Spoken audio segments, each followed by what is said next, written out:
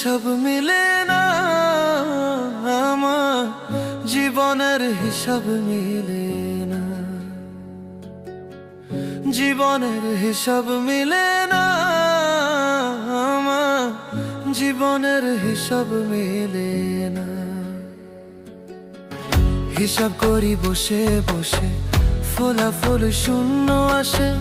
হিসাব করি বসে বসে, ফলাফল শূন্য আসে।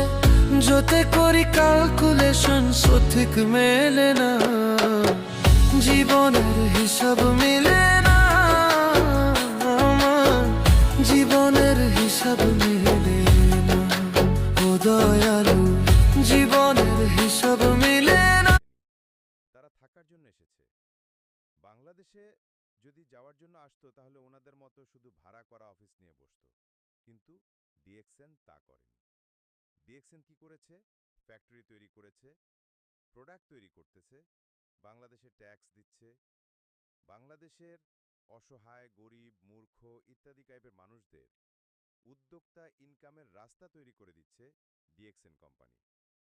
আপনি আমার কথা নাও বিশ্বাস করতে পারেন।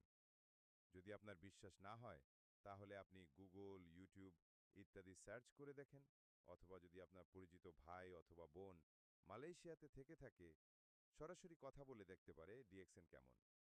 এতে করে ক্লিয়ার হয়ে যাবেন।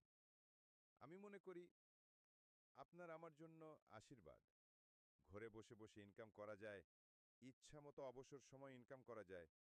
সময়টাকে কাজে লাগিয়ে মা বোনেরা ঘরে বসে বসে এই বিজনেসটা করতে পারে। যে কোনো ব্যক্তি এই বিজনেসটা করতে পারবে, অনলাইন অথবা অফলাইনে। ফ্রি জয়নিং, ট্রেনিং করার মাধ্যমে এত সুন্দর সুযোগ আপনার আমার জন্য।